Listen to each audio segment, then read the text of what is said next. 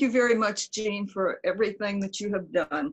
We really appreciate it. Thank you for the extra help you've given me. As first Vice President, I have the privilege of introducing our speakers during this no-show MBS convention. We appreciate Matthew and Barbara for volunteering to give the virtual programs through the Zoom internet. We are all learning about this new way. When I asked Matthew a few questions, he gave me some great answers. Matthew has been collecting buttons since 2006 or so. When I asked how he got interested in buttons, he said when he was a little kid and his mom needed a break, he was told that he was a cautious and talkative child. His mom would often send him off with her button box to rummage through, and it was nearly always an efficient strategy to keep him quiet for a while. He didn't start collecting until much later, but he guessed he never really stopped looking at buttons. Now Matthew appreciates them as documents of social and art history. He's been a dealer at National since 2014. He lives in France, and we're very thankful that Matthew translated Loïc Allio's A Button Odyssey into English for us. So here goes Matthew and his Casein buttons got milk. Thank you, Lou, for that introduction. Now everybody knows far too much about my childhood, but I can live with that, or I wouldn't have told you by email. I'll start off with just a few thank yous as well. First of all, thank you to Russell Milburn for inviting me to do this, this program back in October or November of last year. Of course, in very different circumstances, but she was very specific in her request for a program about Casein. And I always like a new project to work on, so I was happy to take this on and have certainly learned a lot about it. I'd also like to thank all of the NBS officers who really had to hit the ground running to organize our unconventional convention this year, and I really appreciate and I'm really very honored to have been included in the plans for this very atypical event.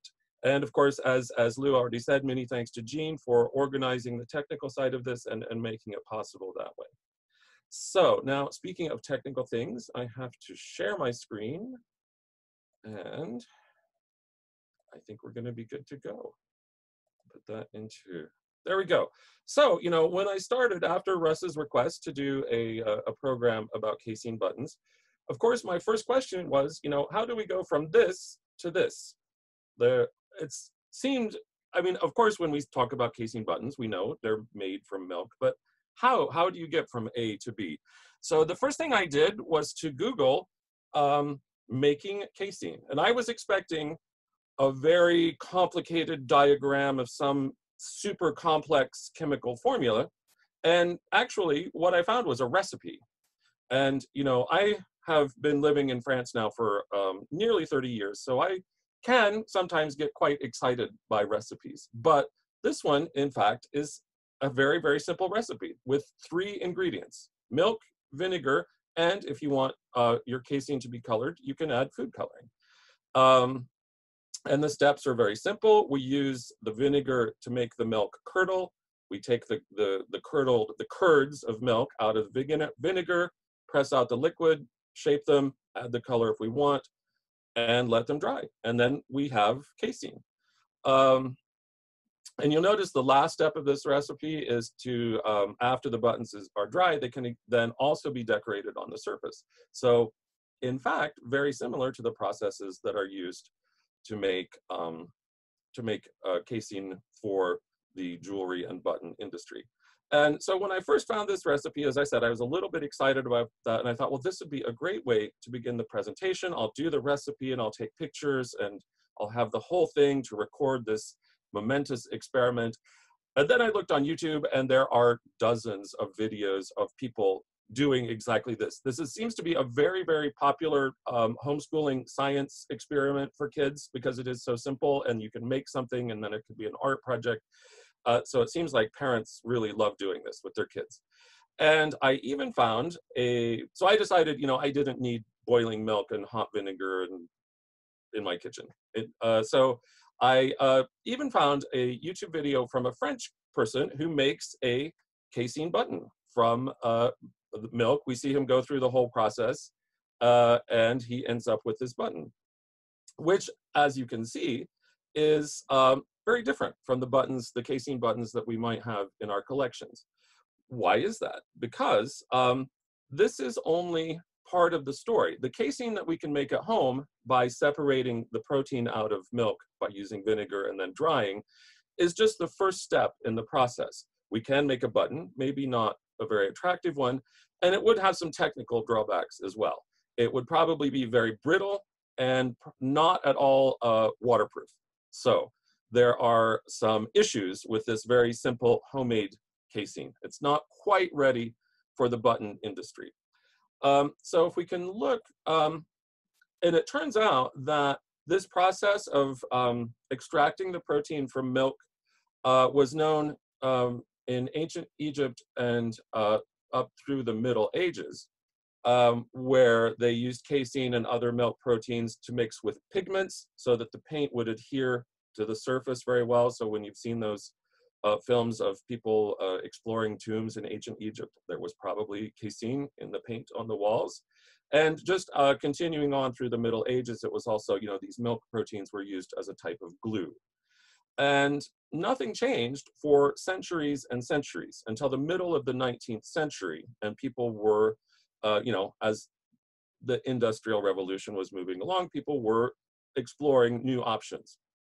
And as early as the 1870s, there were various patents based on using milk to create materials that imitated horn, marble, porcelain, all of these sort of hard materials that were more familiar.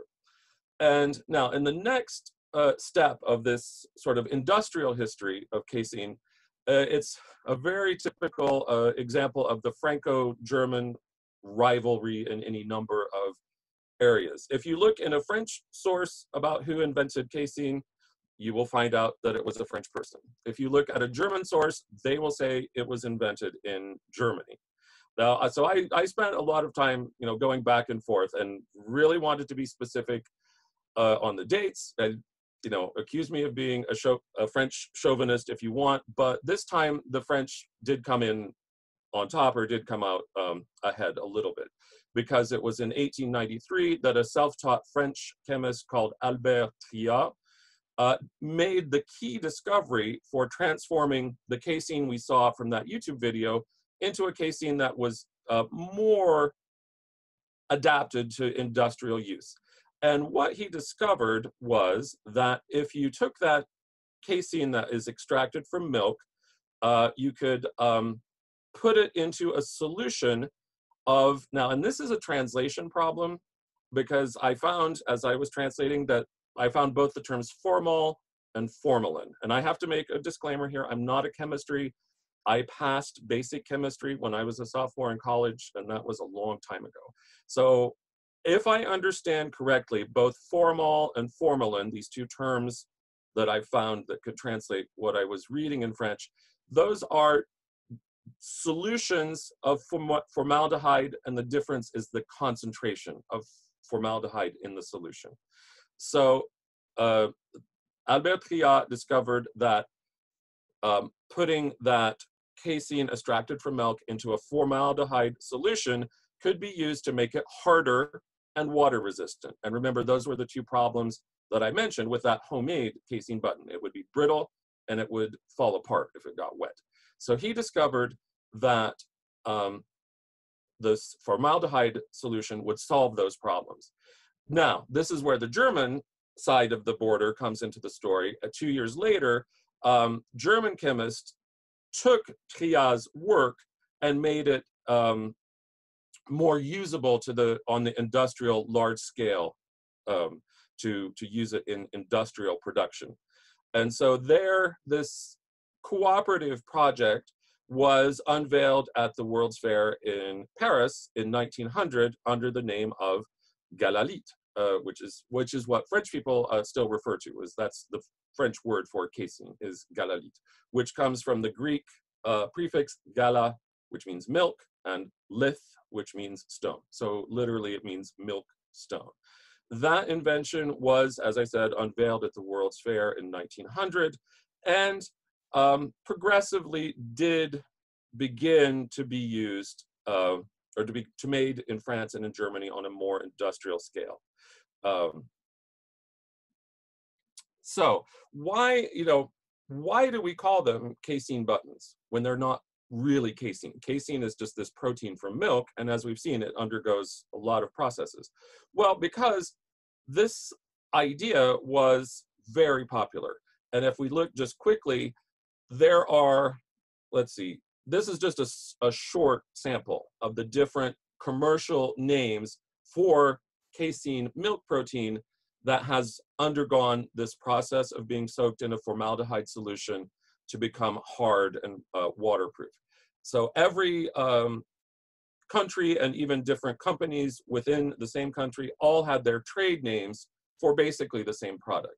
So I imagine when we were really starting to make a classification and to put names on things, they chose to call them casein buttons just because that's the base product, and we weren't favoring any country or any factory by using their patented name. It's just, we say a tissue, a paper tissue, rather than a Kleenex. So we say casein buttons instead of Galolith or Aranoid or Aladenite or whatever. So there were lots of different names, and just for simplicity's sake, we call them casein buttons. And I wanted to talk just briefly about the history of Galolith production in France, because of course in France that was the technical name or the trade name that was used for it, was Galolith. So as we saw, it was first introduced in 1900. Production began to develop. Of course, we have to remember the period between 1914 and 1918, World War I.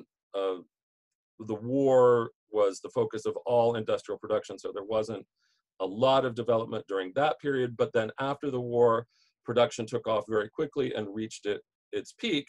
And that period was relatively short, because before the end of the 20s, of course, we had the beginning of the Great Depression. And in fact, only 8 companies that made casein or Galolith for industrial purposes survived the Depression. Moving forward a few years to the beginning of World War II, we have more, or I was able to find more specific figures. So we can see that production was 2,700 tons every year. And then the leading company was a company called Les Établissements Feuillants. And they were responsible for about, at the beginning of World War II, they were responsible for about a quarter of that production. After the war, production dropped again, nearly to less than half, with the Feuillant company having a much larger market share. So they were, the leading company producing Galolith for industry. However, again, that did not last for a very, very long time. Starting in the 1970s, the casein or Galolith industry declined quite quickly due to competition from polyester resins, which were, I believe, cheaper to produce. So we can see that between 1947 and 1974, production gradually and slowly decreased over those, oh gosh, I have to do math in my head, 28 years. There was a gradual decrease. And then in the following 7 years, the production went from 400 tons a year to 0, and the company closed in 1981. So it was, once the decline really started, it was all over very quickly. And I have looked a little bit to see if anybody is still producing casein in the world. And the only information I could find on that was that there are small amounts still being produced in New Zealand.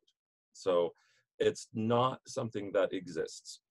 I did also read a very interesting comment about that, and the fact that maybe casein could be making a comeback. Because just to throw out a few more figures for you, every year in France, about 132 million gallons of milk are wasted because it's not up to quality, because there's been some kind of contamination, just because the market is saturated. So that's, within France alone, that's 132 million gallons. And on the European scale, that goes up to about 2.9 billion gallons of milk every year that are wasted. And not only wasted, but apparently very difficult to dispose of ecologically. And so it has been suggested that if we could sort of reimagine and recreate this in these industrial uses for milk, that would, which is also, you know, results in a biodegradable, more ecologically friendly kind of plastic, that could kind of be killing two birds with one stone. So it's something that there are people who are suggesting that this might be a way to go. So just, you know, what's so great about Galolith or casein? Why was it so popular? The first point was it doesn't catch fire, explode, or disintegrate. And anyone who collects celluloid buttons knows that those are all potential issues with celluloid.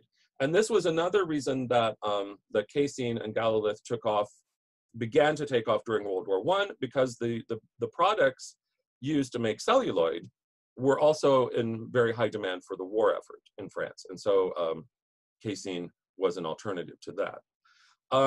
Casein is a very, very versatile material. It can, anything you can do to wood, basically, you can do to casein. You can saw it, you can turn it on a lathe, you can drill and pierce, it can be glued, laminated. It can, under very specific conditions, be molded. Molded casein buttons are not common and were, as far as I can find, were mostly produced in the UK. I haven't been able to find a lot of information about those. Casein is takes a very attractive polish. You can use abrasives like you would sand wood. You can be dip polished in another chemical solution. According to the source I was reading for this information, it stands up well to washing and dry cleaning. Anyone who, like me, has made the mistake of being a little overly zealous in trying to clean casein buttons knows that the washing part can be a little dangerous, largely depending on what kind of dye was used, but also just because the material is not, even with this process of being soaked in formaldehyde, it's not absolutely resistant to being soaked in water. But it was better, again, better than celluloid. The big thing about, or another main selling point of casein was that it takes dye well. It can be colored in a wide range of colors, both within the casein, as we saw with our recipe for homemade casein. You can mix the color into the casein when it's still wet, or the color can be applied on the surface after it's dry. And so these dyeing processes were a big plus. And also there were other technical processes that we'll look at in a minute that allowed it to imitate a wide range of natural materials like ivory, horn, tortoiseshell, marble, et cetera, et cetera, et cetera. It's a very versatile, chameleon-like product. It can be made to imitate lots and lots of other materials that were much more expensive, much more difficult to come by.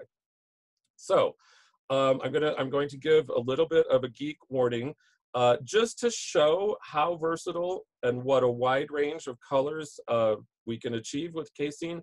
I want to look through a sample book with you. So if you don't like sample books, this is the time to go and get your coffee.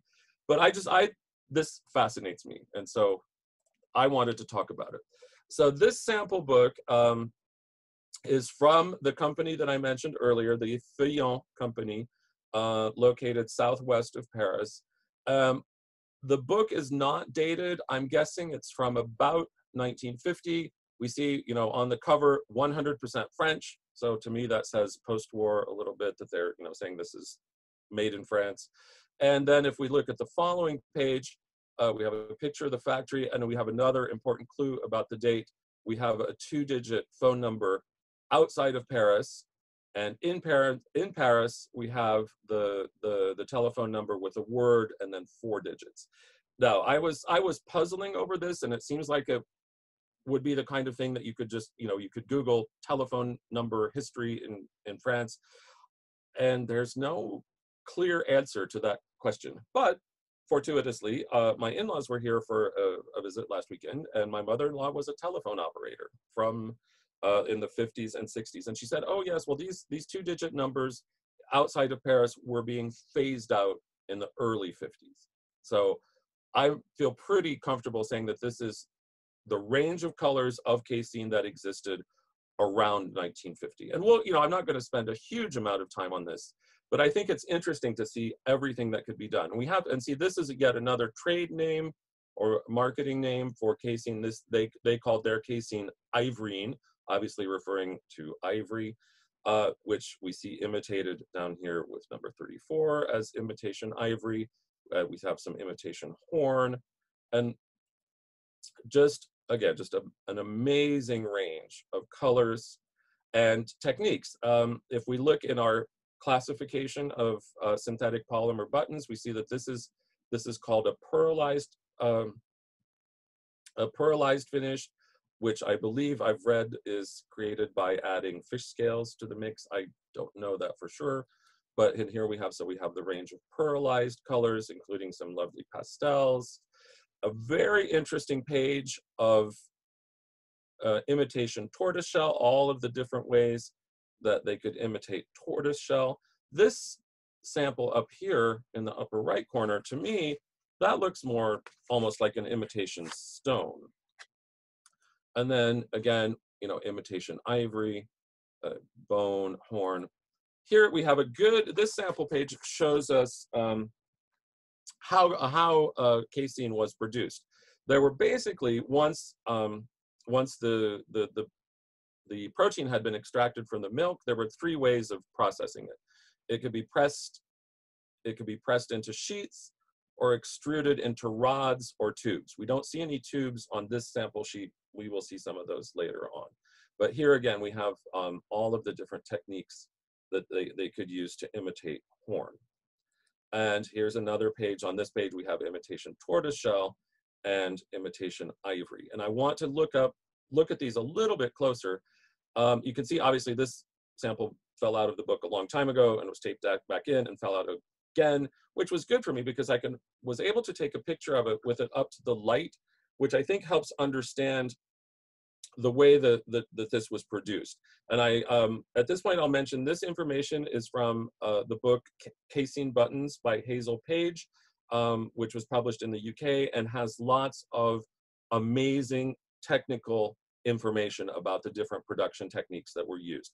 I believe that she was able to interview people or was in contact with people who had worked at the Aeronoid factory in the UK after it closed. So she had a lot of really firsthand information about casein techniques. So the way this kind of thing is done, remember I was mentioning that the casein could be extruded into rods to be soaked in the formaldehyde. Then what could happen is that those rods could be cut into slices or little pieces, and those pieces were called in the industry beans. And then those could be remixed with unprocessed casein to be reprocessed and pressed, for example, into a sheet. As we saw, this sample was a flat sheet of casein. So in this case, there were brown casein or processed. I used the term gallolith because they were processed at this point. So there were brown casein beans mixed in with this sort of translucent amber gold colored casein. And then they were pressed into a sheet. And as they were pressed, as those brown beans had already been processed, they were less plastic than the unprocessed gold casein. And so they stayed, you can see the lumps and clumps of brown, but when they mix into that sheet, they make a very effective imitation of tortoiseshell. And then this is a big close-up of that imitation ivory sample, and we can see again that the 2 colors have been mixed, the shades of cream and white have been mixed together here to imitate the veining in natural ivory. And just a fun example, has nothing to do with buttons or fashion. When I was looking through stuff in my attic, I found these very fun toothbrushes. You never know what you will find in my attic.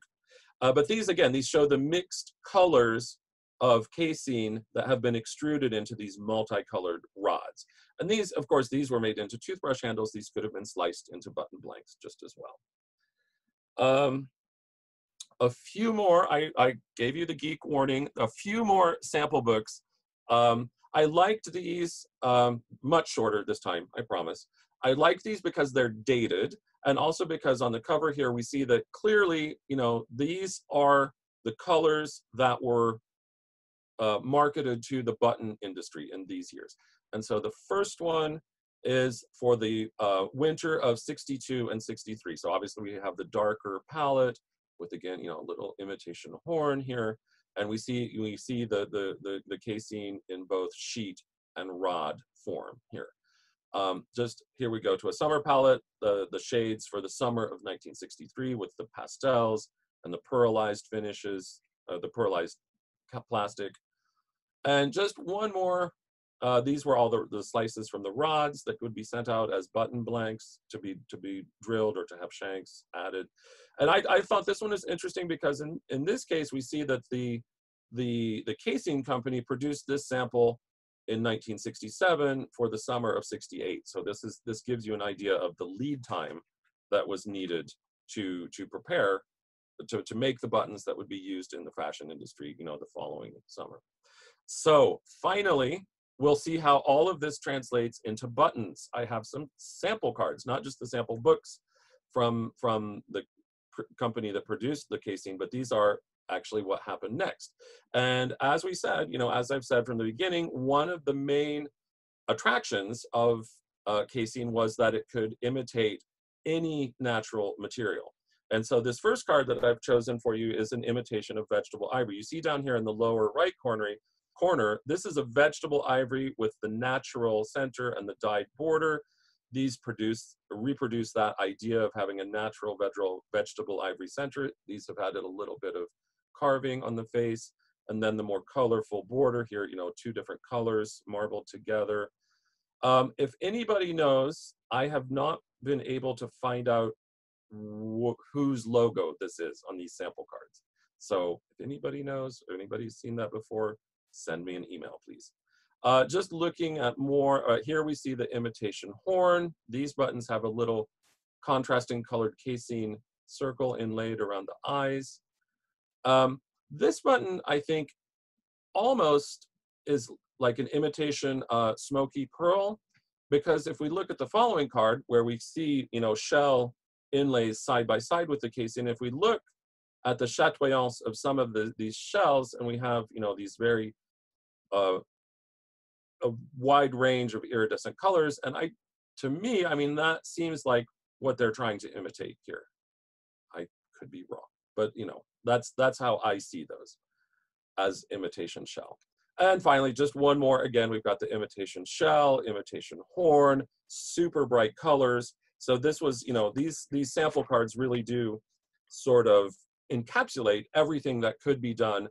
I would suggest that these, you know, judging from the lettering here, I imagine these are a little earlier than those sample books. The typeface, the font that they've chosen there seems a little bit earlier. Of course, these are not dated. So we've got a revolutionary new material.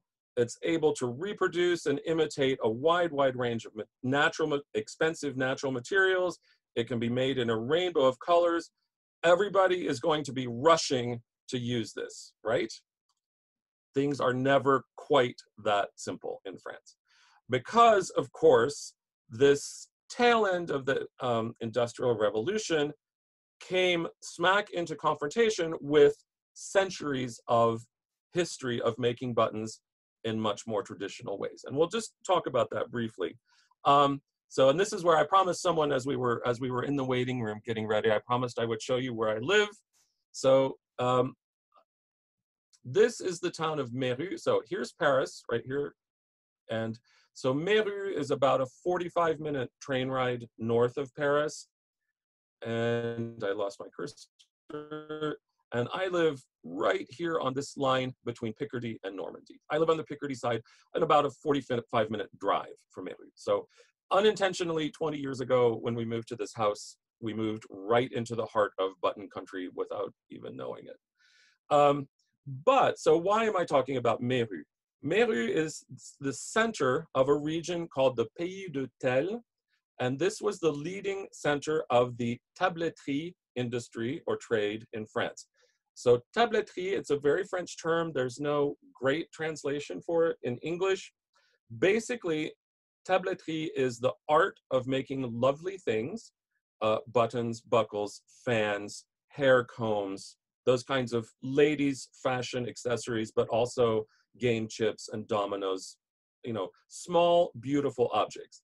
And so it's the craft or the art of making those kinds of objects from natural materials like ivory, tortoiseshell, horn, bone, and mother of pearl. And this industry had a history going back centuries in the Pays de Tel region, at least back to the 1600s. And it had developed as a cottage industry, of course, for farmers who needed work during the winter. This was the kind of thing they could do in their cottages to keep some income coming in when they couldn't be working in the fields. And so this was a very proud, long-standing tradition in this region. And they were not so ready. They did begin experimenting with, you know, again, from the French production, Galilith, Casein. They did begin to experiment with that shortly after World War I, because of course, during World War I, the importation of all of those exotic materials, the ivory, mother of pearl, and tortoiseshell, that had ground to a halt because of the war.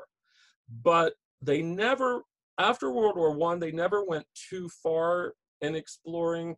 There was always a little bit hesitant because they had big, big stocks of those materials. So they didn't really need casein at that point. After World War II, it was a different story because they'd used up their stocks and had not really reconstituted them after World War I. So more and more companies did begin experimenting and trying to convert to casein. And it was a good fit for them because the machines that you use to work with shell, which was the most common material for the industrial scale button production, which the industry had become by the early 20th century, starting from those roots as a cottage industry. The town of Méru was known as the pearl button capital of the world.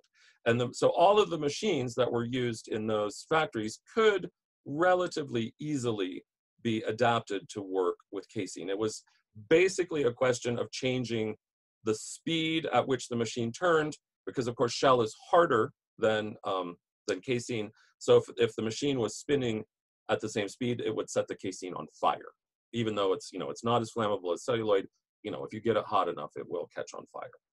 So everything, it seemed like it should all be a perfect fit, but that's not taking into account the French attachment to tradition. And this is where we get some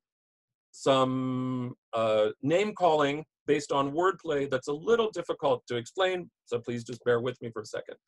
So a lot of people, some people were experimenting, some people were trying to adapt, but this new revolutionary, scary material had its detractors as well. And, I've insisted kind of so far as calling casein, the French casein, calling it galalite. And in French, that's often shortened to gala, la gala, on travaille la gala. And so the people who didn't want to make this change to the new materials, who were the traditionalists in the industry, called people who were working with casein, with galalite, they called them les galeux, because they worked with la gala. And you have to know, to understand why that's such a cruel and unkind thing to call people, you have to know that the French word la gale translates into English as mange or scabies. They apparently, I did more reading about skin diseases than I really would have wanted to, but apparently if this parasite affects animals, it's mange. If it affects human beings, it's scabies. But the two are very similar things. So if you call someone a galeux, it's kind of the equivalent of calling them mangy. But when you read the definition of mange and the fact that it's contagious and it's skin diseases, and you have the lovely word eczematous, inflammation and loss of hair, it's really not something you want to be associated with. And so this was the conflict between the traditionalists and the people who were experimenting with the new materials. So moving on into sort of how do casein buttons, and I'm going to try to switch over and consistently say casein now that we've got the story of Gall and les galeux and galalite. Now that we've told that story, I'm going to try to say casein. So obviously, because Casein buttons were developing from this period of 1900 on, they do reflect the major movements in decorative arts of the 20th century. And of course, the first one of those is Art Nouveau.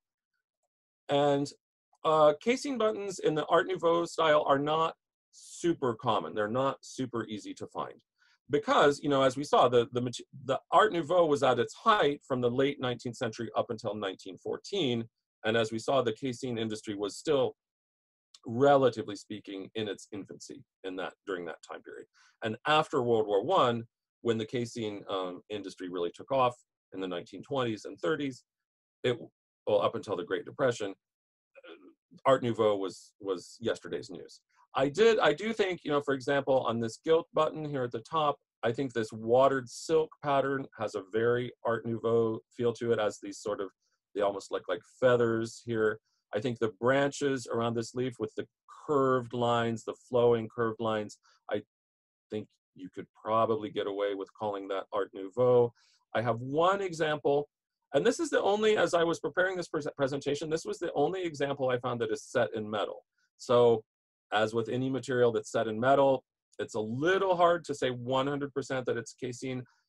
I'm pretty confident that it is. And we see that the border here is, again, with these curving lines and natural plant forms. We see a very typical Art Nouveau style. But of course, you know, the boom years of Casein button production were the Art Deco years, starting after World War I and going on up to World War II. So if anybody remembers my presentation from 2017, you know I'm a little bit obsessed with Art Deco. I tried really hard to pare it down to one card of Art Deco buttons, but I think these show a nice variety of the techniques that can be used. This button up here in the upper right has metal inlays, 2 different colors of Casein, a Casein inlay, and this Art Deco stair step pattern.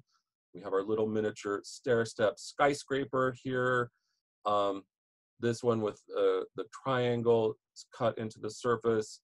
We have pearl inlays in a very geometric Art Deco shape.